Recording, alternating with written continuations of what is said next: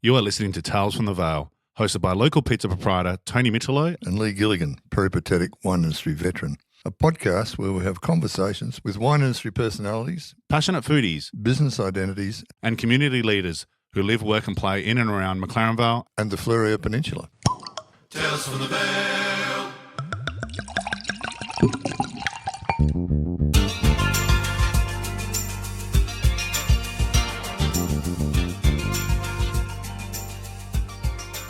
Here we are, Willunga Farmers Market. And we're going to be talking with a man of the moment, Jock Harvey. Oh, welcome, Jock. Good morning, Tony. Good morning, Lee. How are you? Good. I'm going to start off with your background. Stop laughing, Jock. Jock is a local, born and bred in Willunga. Well, I guess you were born here. Yeah, born in Adelaide. Born in Adelaide. I'm not a McLaren Vale Hospital person, which is unfortunate because many people were in the 70s. 1971 was my year of birth, the largest birth year in South Australia.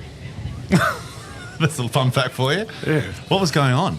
70s? No, Lee might remember that. McLaren Vale Co-op was making a spumante at 14% with a plastic cork. It was a couple of years before I arrived here, mate. I didn't get here till 74, in which the co-op had actually, I think, closed down by then. Co-op 75? might have been 78, 79. I still remember working there. Yes, you're right.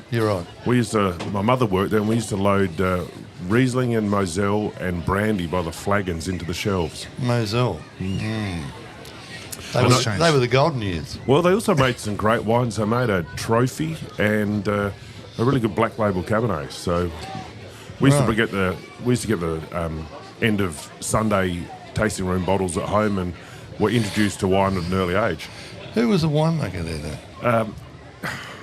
In the early days, there's a guy called Ziggy that worked there. Peter Eifold worked there. Simon Hackett was a graduate winemaker there in the 70s. I'm not sure who was the lead winemaker. Right. Wasn't one of the guys that went to the Barossa with his mates? You're right. Grant Burge. Grant Burge. Yep. And in Wilson. I think so. That's right. correct. Yep. I do remember those wines they made. Some great wines. So you were born in Adelaide, grew up in Willunga? Actually, just across the road from the Willunga High School. So parents still live at Slate Creek, and that was a very old mixed farm of vineyard and almond trees. Right. So you grew up on a farm as long as you can remember down here? Yeah, we actually milked a cow in the mornings. We had an old... We're just talking about cow milking. Yeah. No, I couldn't do it now, but the old man used to pass me a glass of warm milk straight out of the pot. Right, scull that. Yeah, and we still had milk delivered, when the cows went dry basically in a billy that hung from the veranda. So, yeah, I mean, the 70s were 40-odd years ago now. It's amazing any of us have survived. It's amazing. You've got your fingers in many pies and do a lot of great things in the region around farming, also around biodiversity and water and a whole bunch of stuff. I mean, you can list them. What do you actually list your occupation? I'm really interested to know because it's like everyone's like, it's Jock. What does Jock do? Everything. No, effectively I'd say I'm a farmer. Yes. I'm a farmer and... also like to give back a fair bit. I think all of us, three of us sitting around this table, in a global sense, are very fortunate that what we have in life, and there's plenty of scope to give back. All we do is run out of time. Yeah, that's the thing. That's the commodity, isn't it? It's how can you use it? So when you say you're a farmer, what kind of farming do you do? We do principally grapevines now. We grew almonds until they became effectively unviable in terms of the amount of water you needed to apply and then the root diseases that they got from it. It's huge, right? The amount of water that a single almond needs. In the Riverland they use 15 megalitres a hectare. Down here we can grow grapevines on 1 to 2 megalitres. Right. So when you look at the environment and the value that you can extract, from an environmental point of view, you actually say, should we be growing food first before alcohol? And that's an ethical question. but I think our lives would be miserable without it. Without it, true. Well, I know your father would be miserable without it. Yeah. And you too. Okay, so vineyards, so viticulturist. Yeah, vineyards, again, in the 70s it was hand picking, the equipment was old and basic, was tractors without cabins, without even roll bars in those days. Right. And you remember you'd pick by hand and you carry the buckets and the scale was a lot smaller. Sure. But it was still good, fun, hard work. And the seasonal nature, every time a harvest would come around, you would have pickers that you'd never met before that were always good for conversation over the vine, and then fruit buyers that would come as well that you'd never met before. And it's for those of us that live in this sort of environment, harvest is a fantastic time of the year. It's the expectation, it's the excitement, it's the hard work, it's the exhaustion, and the celebration when it concludes as well. So you've seen obviously mass changes in the area and the region, growing up. Did you go to school down here, or? I did. I was a Willunga Primary School boy. Walked to school, and I watched that place grow over time. And from Willunga to McLaren Vale, for many years was Keith Rowland and his paddocks of sheep and cropping. That's right, which became part of Penny's Hill. Yep. Yeah. And look, even when the reclaimed water pipeline came through in '97, much of the vineyards that I helped establish on Malpas Road was basically all cropping, and now grows some fantastic grapes. And the density of viticulture means that it employs more people as well. Wow. And Ross Harvey, who lived down there, his son Kim lives there now. He actually tells a great story of his grandfather went out to shoot rabbits to eat one morning, but the wind was blowing from a westerly direction and the rabbits could smell the horse he'd rode down there. So they didn't come out of the burrows, so he thought he'd ride to the cliff just to see what was happening. And he was the bloke that discovered the Star of Greece had run aground. And many of us know the story of how that all happened, and they had to basically race, I think, to Normanville to get the cannon to fire the safety line. And in those days, people couldn't swim, and I think 18 people drowned, but people were lashing themselves to the mast of the boat, and then the boat eventually broke up. So, what year is this? 18. Oh, I should know that. Let's say 1886 and stand corrected. Cool. Yeah. That's crazy. Yeah. That's crazy. But back to the viticultural side, was it something that happened through your father or your family business, or did you go to like Roseworthy or anything like that, or how did it stem into? Viticulture for us goes back a long, long way. My forebear 7 generations ago was Jock Harvey, who came north of Adelaide and settled. And he was the second person to grow vines north of Adelaide. Wow. I'd say he's a raconteur, but some might call him an entrepreneur. He did horse trading. A really interesting background for him because he was one of the first people to recognise that Aboriginals make great stockmen, and because there's a labour shortage in the colony in those days, he actually paid them equal wage to, let's call them black fellas and white fellas because we're allowed to do that. And he actually was very successful as a stockman because of his interaction with the Aborigines, and so he had different enterprises. And the family farm, he called it Salisbury because he married a lady from Salisbury in England called Anne Pittman, and eventually the farm was bought out when the settlement of British came through. And out on Parabanks, and they built the township of Salisbury named after his farm. So in some ways, that's why I have this bit of a bent about urban sprawl on good farmland. And so that was unviable. The family moved north to up near Burra, and then eventually, 3 of the boys went off to war of my grandfather's age. He couldn't go to war because he was a farmer, and one of them had to stay, and then eventually moved from north down to Willunga 1965 or early 60s. Yep. Yep. And that's where your family took over the farm, or where you grew up, and so the old man bought the farm here. My grandfather had a place in McLaren Vale called Stump Hill, so you might know Stump Hill Road, and the visitor centre's called the Stump Hill Cafe. And he was there until he got very old. Yep. But your training was an informal one through? No, training was Adelaide University, which was fantastic in those days, and that's before online learning came. Yes. I was probably one of the last students to handwrite assignments before computers, and and ag colleges are fantastic. We actually had to study with the medical and engineering students. So that was really Roseworthy. No, at University of Adelaide? Yeah, my degree was University of Adelaide, and then the Wake campus, but we also had some subjects out at Roseworthy, and that was very much going back in time. And I do remember that. Yeah. So on the ag business side, was there more anything leaning onto winemaking, or is it something that you evolved in just by being peripheral and in the industry? It's quite. My degree was quite general, so soils and insects and plants and the Waite is a great institution, and then coming out of study, the grape industry was in a boom cycle, and for every 9 out of 10 jobs offered was in viticulture and winemaking. Sure. Yeah.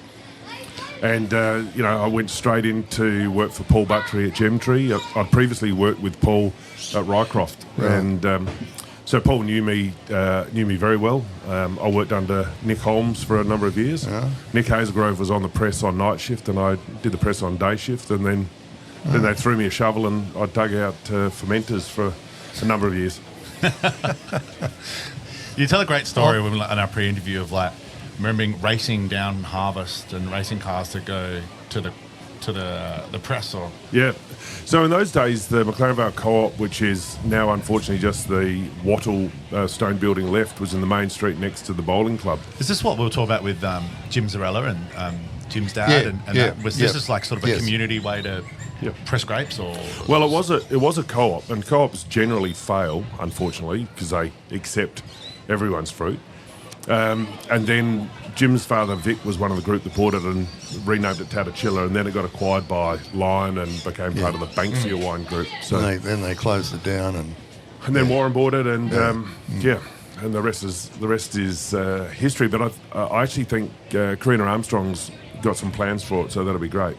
Okay. Maybe let the cat out of the bag, but there you go. Right. Okay. We're going to world exclusive here. No, so, talking about grapes, that we'd hand-pick them, winch them up to a gum tree, tip the bins into the truck, and you didn't want to line up for long, so we'd pull out of the driveway and see the Dimmicks, their 3 boys, Neil, Cameron and Luke, sitting on the front seat with their old man driving, and we'd try and get them on the straight, and if we didn't, you get them just pulling up past Slopian. The old Austin had a bit more torque. They might have had a bit more top-end speed.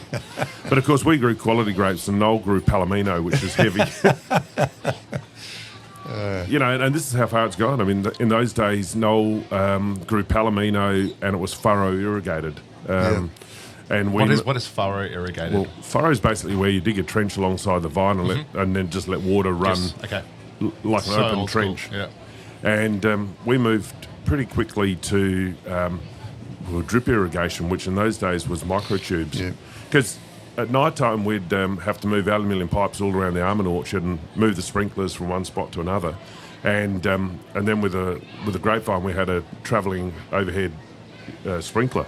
Yeah, right. So you look at the technology now. You can start it all on your phone, and you're very efficient with water use with probes and drip irrigation. But like I said, in those days, horticulture was a lot smaller here. The majority of the cropping was mixed cropping of sheep and cereal, and around the Willunga foothills was almond trees. So, you'd have this chorus of these almond shakers. We used to do it with mallets and sticks, and then thankfully moved to almond shakers, which were incredible. They're like out of Mad Max, because you'd get a truck chassis, so you could have the tandem wheels, and then put a V8 in it so that you could run the hydraulics. And of course, you didn't worry about exhaust pipes. And around the district, there were half a dozen almond shakers. So loud. You could hear them miles away. You would. Yeah. Like drag racing. The top fillers shaking almonds. Yeah. How detrimental are they? I've heard a bit about when there's damage to the tree. Are they okay for? Yeah, the biggest problem with a tree is if you take the bark off it. Okay. If you squeeze them gently and then you compress it with the two rubber basically pillows on either side, and then you engage the shaker, which is like an offset, it will shake the tree and shake up the roots. Are they still doing that now? Is that like a method? Obviously not with open exhaust V8s, but The machinery hasn't changed a lot, but in the Riverland, yeah, they use shakers. Yep. And you might have seen it even with olive harvesters. They'll put a big curtain under the olive harvester. Yes. With almonds, you generally shake them onto the ground and then sweep them up. Yep. So, it's. Shakers are a lot better than mallets and sticks. You mentioned water. You were involved in the basin. Is that the purple pipe that was coming? Okay. came Look, down? the basin. I might back up a little bit, Sure. just because to put things in perspective. We now know from the plan that the sustainable yield from the basin is about 6,600 megalitres. To put it in perspective, the wine industry and irrigators were using over 9,000 megalitres. So it was unsustainable. So in 1991, a number of growers... This is the natural basin. This is Yep. what's here underground. Yeah. Underground water Yep, basin. cool. Yep, it's called the Willunga Basin. Sure. A number of growers, including my father John Harvey and Don Oliver and others, lobbied the minister. In those days it was Susan Lenihan, and she proclaimed the basin, limited the resource, and then it took 10 years pretty much to develop a water basin plan. And Was that a popular thing for someone like your father to be involved in? I can imagine some pushback from people. No. Like, I'm just trying to grow grapes here. Yeah, no, exactly. And Water's such a contentious topic. you drink whiskey, you fight over water. That's Yeah, the rule. And my grandfather said people have wars over water at some stage. So no, it was very tough. And there was some people still don't talk to him, and others pat him on the back. That's the way it divides communities. And then we managed to get a water plan up, which was great because it was 1.1 megs a hectare, and it divided the sustainable resource. So this is like a water license type thing, or Yeah. there's the establishment of that? Yep. Great. And then as the industry started to grow, there needed another source of water, and I've probably fair to give the most credit to a bloke, Vic Zarella, Jim's dad, and he basically fought with a local politician in those days, Rob Brokenshire, to help him to get access to SA Water's wastewater from Christie's Beach. And in 1997, they formed a Willunga Basin Water Company and brought in a 450 mil pipe from Christie's Beach all the way to Willunga. And now that supplies about 55% of the region's water use. Yeah. And there's still another 6,000 megs gets pumped out to sea in winter. So a lot of the work that we're trying to do, looking forward to climate change, is to actually build storage so so winter water can get stored in the dam, and then we use basically nearly 50 megs a day when it's hot All those drippers. on vineyards. It's amazing. Well, is there any sites that have been earmarked for such a dam? Yeah, well, as you leave McLaren Vale and head into Seaford, you can see the one on your left-hand side just by the dump. That's a 600 meg lagoon that we built with Willunga Basin Water Company a number of years ago. And we're looking at a number of other sites around the place. Because if you look towards Blewett Springs, that aquifer is in trouble. Yeah. About 10% of the basin is in trouble where it's saline. It's because the bedrock is saline, so when you take water out, it is saline. Yeah. And what we want to do is we want two things. We want to have zero outflow to the Gulf, because that wastewater actually harms the seagrass meadows. We lose 80 hectares a year of seagrass meadows, and that's really important for habitat and erosion. And the other thing is it would be great if we actually get to a stage where we don't even touch our underground water resource unless we need it in an emergency. But of course, it's the cost of water.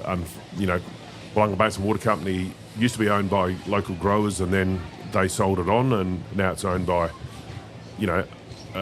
basically a multinational. I mean, in a dream world, the community would own it, but that's how things develop, isn't it? it is. It's just how things move on. It's a great source of water, and it's really a project that underpins the region. There are any plans for actually pumping water back underground? Yeah, like they do in Elizabeth. That's true. So that's called it used to be called Aquifer Storage and Recovery. It's now called a MAR scheme. Yeah. And there are a couple of MAR schemes running. Okay. We just want to expand it, but the speed of bureaucracy is glacial sometimes. Not just with water, mate. So look, we are melt. Yeah, we are working on a number of projects, the thing is, we've had 3 basically cool wet years. Yeah. If we had 3 or 4 or 5 hot dry years in a row, things would move a lot faster. Absolutely. I mean, like, it's amazing just reading through with our research that you've so kindly given us what you've been a part of. A lot of what you hinge on is not just wine and good times and whatever. It's a lot of environmental stuff. Something you're really passionate about, and something I've spoken to you a little bit about is the biodiversity project. Is there something you can tell us about a little bit here in McLaren Vale? Yeah, well, that's great, because I just saw Jeff Hayter walk past, and Jeff and I are co-founders of the group 11 years or maybe even 12 years ago, and it was a situation where I'd been doing some plantings and roadside plantings, and Jeff had been doing work. Jeff was the chair of Friends of Willunga Basin, and we basically said, well, let's try and get it all together. We'd been working on a sustainability program that eventually became a national program in the wine industry, and one of the chapters in there was biodiversity. And because of viticulture, well, in McLaren Vale, it's the highest density viticulture in Australia, because it's basically from roadside to roadside. And what you have is a network of creeks that were full of olives and almond trees and dog grows. You throw in a car body to stop erosion and that sort of stuff. And we thought, well, let's start working on this. And we were really fortunate, because by offering such a broad church to people without having hard and fast rules, people came along, and we realised that 2 hours of volunteer work a month is about enough. And then when you finish, you're thirsty and you're probably hungry, so throw on some beers and a barbecue, and then the numbers started to grow, and we needed to get a bit more organised, and so now we're in a situation that we have a project officer, we have a trailer full of tools, we've got some social media to communicate with people, and we've got the trust of landowners. It was really interesting, because when you combine a couple of personalities that know other people, they allow you to go onto their land and do stuff, rather than the old days of natural resources where people come onto their land and they start to get a little bit panicked about it. And the numbers are really great. Also with the nature of businesses, like the wine, they're so open door. Celladors, wineries, all those things. It's like almost that's all public land in a way. Like, people just walk onto any property, and it's like, oh. Well, that's true. Yeah, you do walk onto the public. Luckily, we have gun laws like that in Australia. You wouldn't walk onto someone's property in Texas. No. But essentially, what's happening still in this project is there's a group of people that get together for a couple of hours, and you're out planting trees, or what sort of... Removing olives. Okay, so it's a pretty simple plan. Over the summer dry months, we prepare sites, so we remove olives, and basically any non-indigenous woody weed, and then in the winter months we replant again. So we replant with indigenous vegetation, indigenous local vegetation. Does that include the prickly pear? Unfortunately not. No, that one goes. But the other program... like you take that away? Oh, yeah. Yeah, because I remember one time I was talking to you, and I just got back from a trip in Sicily, and I was talking about how good this island Favignana was, and I was like, man, it's amazing. And he was like, what do you want to do out here? We'll talk at the front of Peter Second. I was like, I want to do stone wall, and I want to do like a prickly pear fence. And he just looked at me like, don't do that. No. That was my first foray into it. I was like, yeah, maybe not. No. Well, I mean, Pizza Tech is great because it's got one of the best gum trees in the whole region. Yes. It's a lovely old one. Yeah. It adorns our pizza box. Yeah, exactly. And the thing about that is that... Not good for the paving. No, that would lift that. It's the ocean. Yeah. Trying to get a table even underneath that root system. The thing that now we're really working well with City of Onkaparinga, and I've got to sing their praises. If you drive around the region at the moment, you'll see lots of roadside olive trees dying off, and there was a program called Free the Tree, and it's fantastic to see because they'll go and they'll poison olives that are basically under a gum tree where birds have dropped seed and they've germinated. And you'll see these 600, 800-year-old gum trees slowly die. And now that the olive trees have been taken away, you see these beautiful green shoots at the top of the trees, and the gum trees have now got another life. So it's been a good program. Wow. And it's great because you see, I mean, the social media side of things is a really, really cool asset, and it has a lot of exposure. Yep. You know, you see a lot of local trucks and utes with the lovely sticker on the back of it, and I'm like, oh, there it is, I got to call Jock again. Yeah, and when you see those stickers in Adelaide, you're like, oh, there you go. Yeah, it's getting around. Yeah. It's awesome. So we'll have people come down from the city to do their 2 hours and bring their kids, and That's brilliant. So that result of that program, you won a big award just recently. Is that right? Yeah, we did. We've been fortunate. We picked up the Landcare, the state winner of the Landcare Award, and then we won the Premier's Climate Change Council Award as well. So, look, it's great. It's great. Does that mean you stick the plaques on the tool trailer? So the mobile trophy cabinet? Yeah. They Any money involved in this? Any financial reward for the group? More importantly. No, true.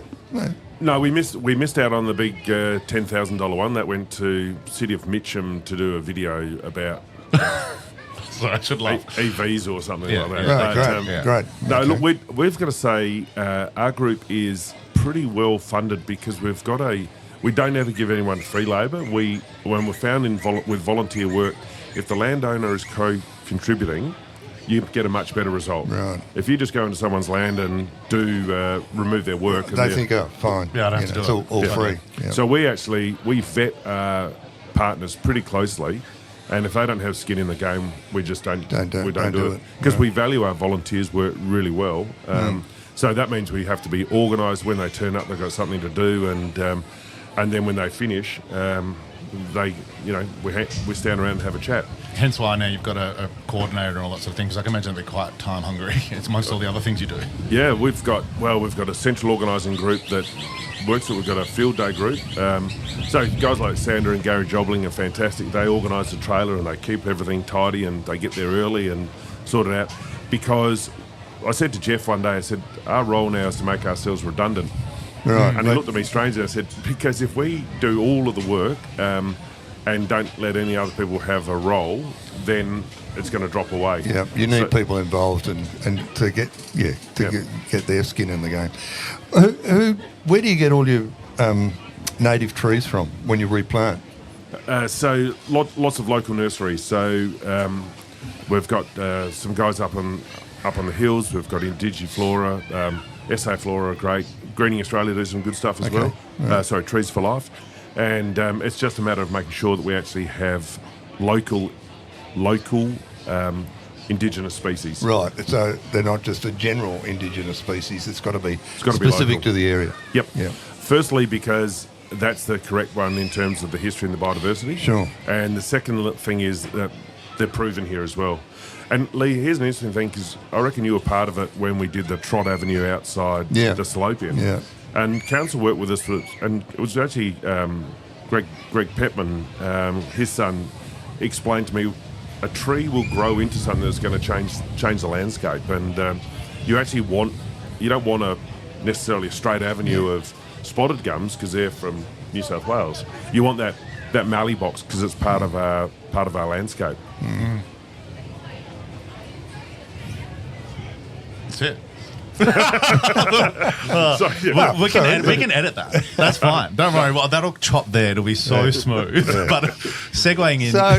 Good to leave. So let's move on to some other stuff that you've done. You've got other interests. And doing. Yeah, it's not over. You were chairman of the McLeod Vale Winemakers Federation or Winemakers Group. Yeah, chair of. In those days, it was Great Wine and Tourism. Yeah. Yeah, I had the unfortunate task. It wasn't really.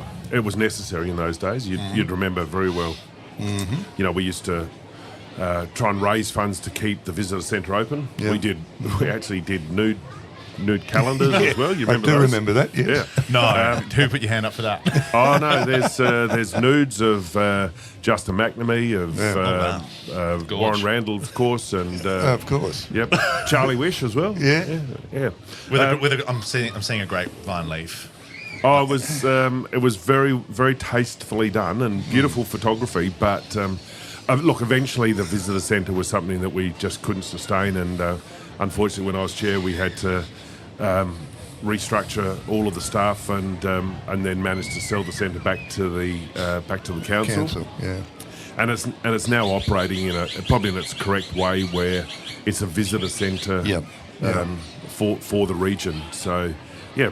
Tough in those days, and we actually refocused the needle on where we needed to be. We weren't people that ran a visitor centre. We actually had to focus on brand McLaren Vale, and I think there's been a number of changes over the years, but the refocus on the brand's been pretty important. And I think McLaren Vale, I got in trouble once because I said our mission statement is to beat the Barossa, and I think people started to view McLaren Vale a little bit differently, that it could compete pretty much on every level with the Barossa. They have their Silesian Polish heritage, and we have better food, better wine, and a beach. A hands down winner. I'd say so. And I used to say, comparing the Barossa, Barossa's got their German heritage with their Metwurst, and we've got our Scottish heritage with our Italian overlay. So we're like a haggis with a tomato sauce. That's not bad. It's not a bad pasta fusion. There's a lot of that going on. That's actually a good idea. I'll speak to the chefs about that. I don't know you get the heads up on the haggis. But on the heritage is leaned into another project of yours, which is the distillery, McLaren Vale Distillery. How is that something that you were passionate about? Obviously, you were passionate about if we got into it, but is that something that you enjoy drinking alongside a wine, or what made you get into that business? What made you take that on? I think where you talk about the heritage, I think that's the critical part, is that where you have a wine barrel or a fortified barrel, that wine soaks into the oak. And quite often the fortified barrel is at least 20 years old. They're often 100 years old.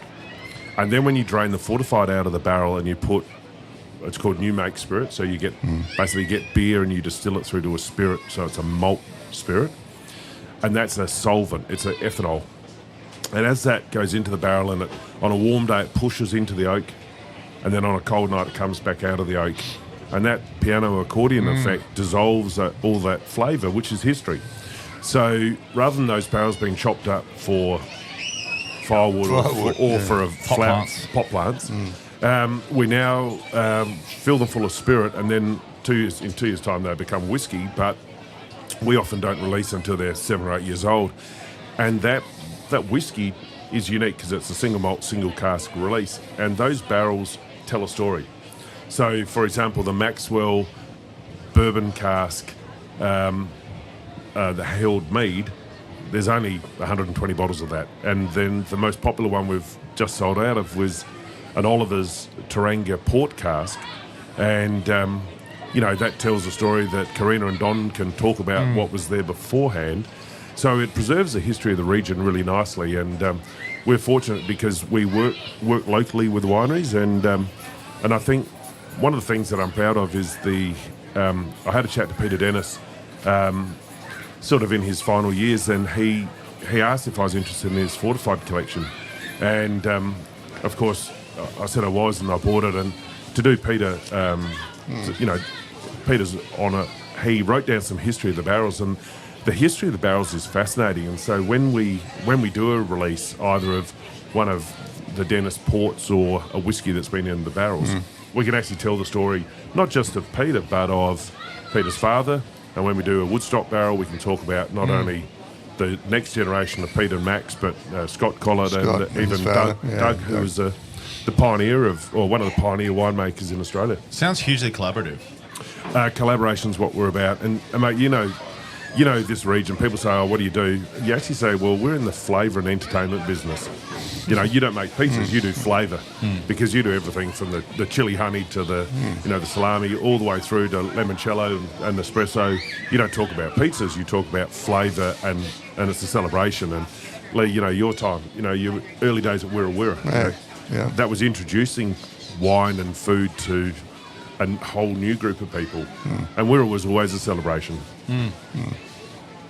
Lee loves celebrating Wirra Wirra. I love hearing about it too, which is great. That was a long time ago, Well. mate. A very long time ago. Well, you remember the Wirra days when they had the kite festival? Oh, yeah. The what, sorry? The Wind Championships. Kite Festival. Yeah, we used to bring The a kite. ferret legging competition. Yep. And there was a galosh that always had cheese under it, and as kids we'd get told off for knocking off the cheese, you know. No, we had great kite festivals at Wirra, and the old man thought he was smart one day. He Would have been a good day for a kite festival today. Oh, great day, yeah. He put his up on a fishing rod because it was easier to wind it in.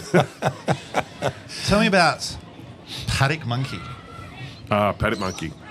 You know the film Lock, Stock and Two Smoking Barrels? I do, Yes, yeah. yeah. So Louise Hemsley Smith came over here, English migrant, you know, clever girl, but made a big mistake getting hooked up with Jock Bosworth. Yes, And true. Anyway, one day she said to me, "Oh, you're just a northern monkey."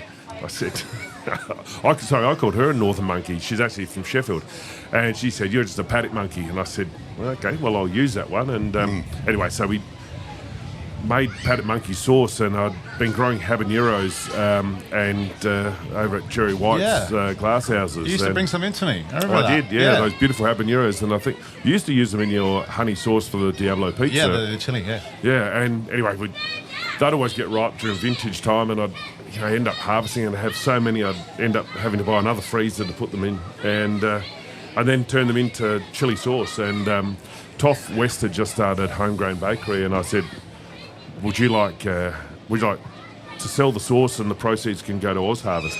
And it worked really well. It just Brilliant. Vintage time and tomatoes and chilies all ripe at the same time, and I'd get in trouble if I was out there picking You need chilies. to I do, was you meant need to to be do picking grapes. artichokes or something, because that's well and truly before Later, all the stuff kicks in. Yeah. That's great. Are you still using his chilies in that chili honey? No. That last lot of chili honey you've No, got you is used to bring them in, like flaming they were hot. frozen, and it was great. It was awesome. No, I got in trouble once, and you know Tony knows the variation with chilies. I took some into Carina. The fermenting, yeah. And it was during COVID, and of course people weren't sitting down having meals; they were doing a takeaway. And people come back and say, "Geez, that the pork buns with chili samba, sauce." Oh, that's hot.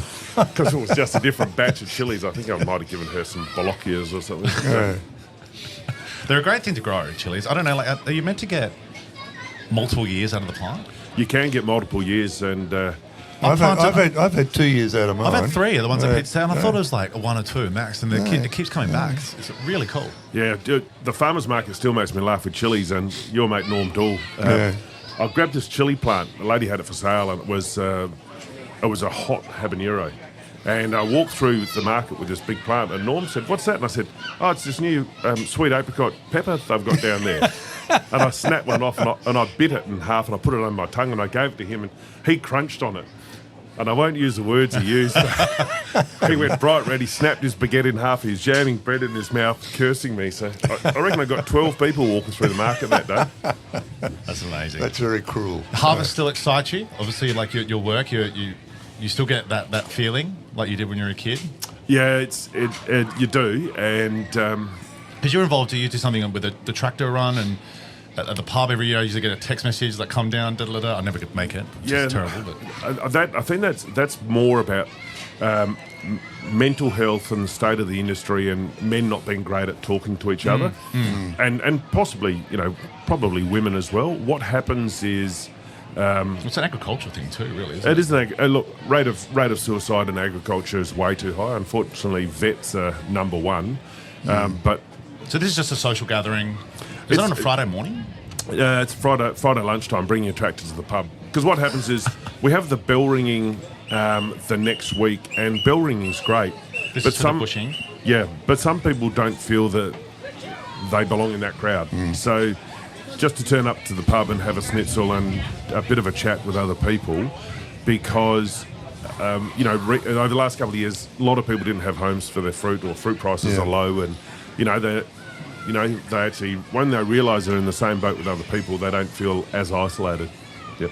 Well, wine, you just touched on it there. The wine industry is going through a pretty tough time. We've spoken about it with a couple of other guests where ebbs and flows, and they've seen it before. How do you feel like is it recoverable, or what's the state of play, you think, in your mind? Because you've been around this industry for a very long time and know a lot of facets of it. Yeah, look, if you take a data point and say that was a reason, when we had the 2020 strategy plan and accelerated depreciation to get vineyards in the ground, we ended up with way too many grapes than we needed. Yeah. We do have structural problems with our tax. We should have an add value tax, not a volumetric tax. Yeah. Sorry, other way around.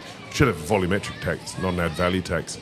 That's tough for people in the Riverland, but my work over the last couple of weeks has been removing a 40-acre vineyard that is no longer viable. We will lose one of your vineyards, or no? for someone? Yeah, a person's vineyard. And when we actually work through, we do need to remove some vineyards, but whenever you go through a tough time, you actually come out a bit stronger. And McLaren Vale grows some fantastic fruit. We've been lucky this year; we didn't get frosted, so the demand for McLaren Vale fruit this year is already stronger than last year. What fruit are we talking? Look, at the moment, there's big demand for whites. Whites aren't a problem. There's a bit of an oversupply of reds, but when you break it down and say McLaren Vale Shiraz is still a great grape and makes a great wine, and it's still very popular. We sometimes spend too much time navel-gazing about the problems we're having rather than going into the market. And I was lucky last week. I was Brisbane, Sydney, Melbourne in the markets, and the public still loves McLaren Vale products. They love coming here to visit. They love the people and the food, and I think things will certainly turn around. What will replace that? In your mind, what will replace that vineyard you ripped up? It's interesting you say that, because the people who bought it are not sure what to do. Airbnb. No, it's a 40-acre vineyard, so it's likely to be perhaps olives, perhaps even agave, perhaps a woodlot. But so even that's fascinating. Like we talked to Dom Scarfo about olives and his how land value even relates to farming. Yeah, and it also becomes too valuable to farm on. That's right, and thankfully with the rural protection rules that are in place, that can't be chopped up. But I love Scarfo's model of using vineyard infrastructure to grow small or olive trees on the same sort of footprint as a grapevine. And I've actually introduced this guy to Scarfo's to have a chat about That's it. Great bloke. Do you think that protection plan is going to last? Demand for housing increases, is that what you're suggesting? Yeah, it's a bit worrying. Look, it certainly is a concern. It needs both houses of Parliament to overturn the legislation. And you go back to Greg Trott, and before that, his work with Rob Brokenshire. Then there was another threat. Then the work we did alongside Leon as well. There's patches under threat. I mean, the block across the road from Salopian, that is still facing a challenge from the landowner, because they don't believe you should be able to just put lines around a map and that becomes the rule. The question for people is, though, You're talking about McLaren Vale growing outwards down. Well, that's the block you're talking about? That particular block. So the question is, what do people actually want to do? Because if you look at regions in France, that would never even be discussed to chop up, historic vineyards. Imagine chopping up a bit of Burgundy. Oh, sorry, I want to put houses in. Yeah, putting a supermarket in Saint-Emilion, or going into Napa and look, the issue is let's go back to basics. New housing drives 30% of the economy. So for a politician looking at trigger points, open land up. They're always under pressure from developers to do that. Certainly there's a big push out north, and there's a push at Ordinga. That's where the infrastructure needs to run in straight lines. It doesn't need to come out to... There's plenty of room up, Well, I'm a big believer in... I think it was Leon that we're talking about. And you just touched on like France and those villages. Like there's and even how to prettify, make maybe the businesses on Main Street, a bit more profitable or have more frequency other than like the weekend. Swarm is to do that, to build communities and have those businesses enter at the bottom. That's a way to safeguard what's here and. That takes a different mindset, I think. But particularly in a rural area like, semi-rural, like McLaren Vale, you've got to educate people that building up instead of out is a viable alternative. Look, it most certainly is. I mean, if you ask the people, they actually don't. Not everyone wants a backyard and push a mower around on the weekends and so forth. Particularly when you've got other beautiful facilities at your doorstep.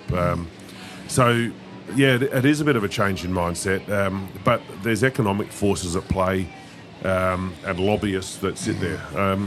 Big housing developers employ lobbyists. They know where the lines go and the maps are. And I just think it's still a very important issue worth fighting for. Where do you see the future for McLaren other than obviously the diversification of the wine industry? We're sort of touching on that. Obviously, tourism and experience is what you're pushing, or you feel like is our flag to fly? Yeah, look, I mean, you know the amount of traffic that comes through your place and how happy they are to leave as well. But you've seen that with what you're offering, like with the distillery is like another experience and add-on. I see that as a value add to the area. I see that as like not just let's go to heaps of cellar doors and have platters. Yep. It's like food, restaurants, experience, classes, learning things. You do interactive, like you do days where you take people around the distillery and explain and do tastings and stuff like that. Those touch points, from what we see in our business, is what people are really looking for. No, you're right. We were really fortunate. Velvet, that works with me, started up a Fortified Festival just a few weeks ago. And we've got a joke. A mate of mine have got a joke. So the wife comes in and how much you have? I said 45 wines. 45 wines. 45 wines. 45 wines. I mean, Fortified was that was the majority of Australian wine production until the 70s, and and a lot of those wines they're just fantastic. But we actually took a whole heap of younger people and said reinvent Fortified, and it was a fantastic festival. And again, people want to come and imbibe themselves in the region. They want to taste. It's flavour and entertainment and education as well. So the Neat Sips Festival had a really strong educational background with 7 or 8 masterclasses. And again, we collaborated with mates from Rutherglen in Victoria. Seppesfield came down from the Barossa, and we had Riverland and Langhorne Creek and so forth. We also had the champion of fortified wine, perhaps in the world, a bloke called James Godfrey. And James, that's been his career, and he just sits, fantastic. And it's not about McLaren Vale Distillery; it's about our whole community, and again, collaboration and experiences. Did you drink a lot of port? Not a lot. Do you drink port, I should say? Yeah, a little, but not as much as I used to. So is it about getting? It's like a cultural thing, really. I mean, obviously, like the brandy and all that sort of stuff, saying all those big producers and Tawny and all that stuff. How do you get port on a table? Because even the wine industry or alcohol in general is going through a change. One of the things I think the introduction of drink driving regulation killed port. It basically did, because I remember, you'd have a dinner party 25 years ago and a bottle of port would be on the table at the end of the meal and people would go, great, let's get into this.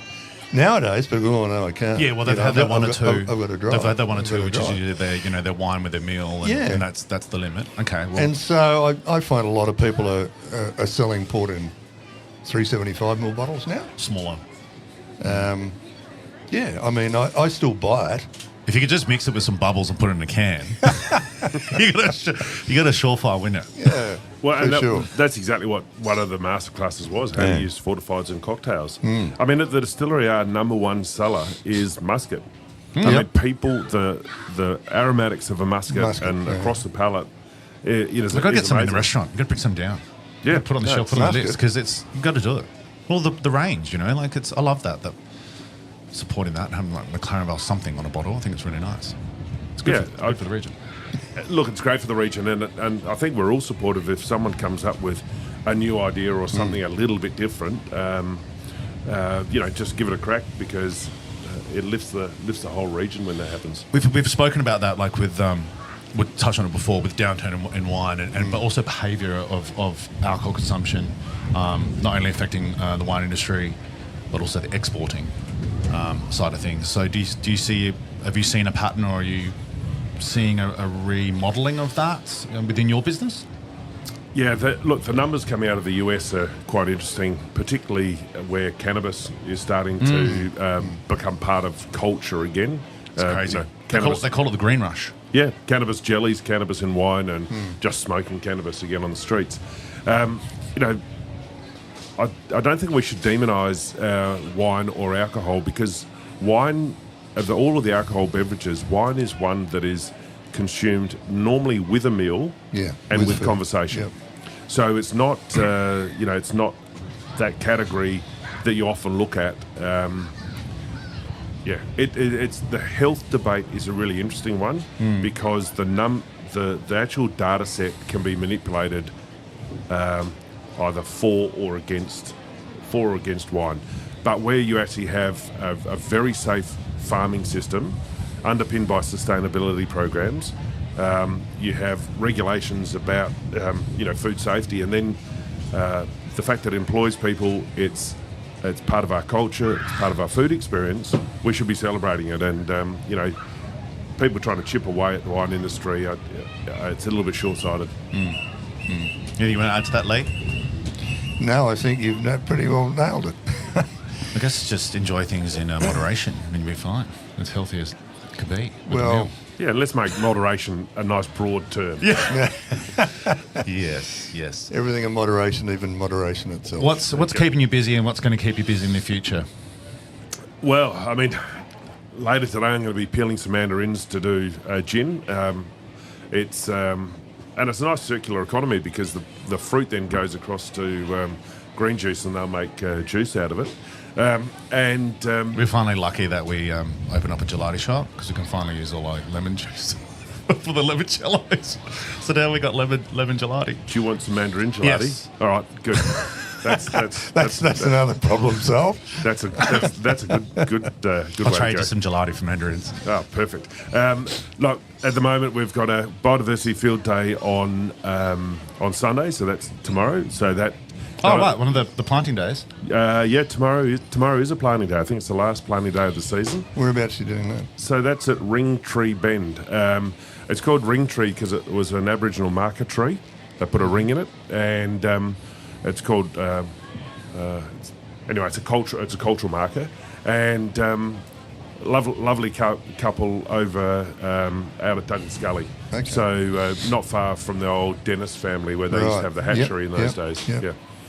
So that'll be good, and then we're pretty much moving into deep into spring now, and then in a couple of weeks we've got the Luke South Invitational Golf Day. So every year. Where will that be? At Willunga. So every year Malcolm Leask and Mike Cross and I put on the Luke South Invitational, and each year we choose a different charity to where the proceeds go, and have 30 teams or 120 blokes playing golf, and women are also invited, but they generally don't put in teams. And this year's charity is Kickstart for Kids, which is an organisation run by a great bloke called Ian Steele, and they provide breakfast and lunch for local kids who, because of basically poverty, don't get a good start. So, how brilliant!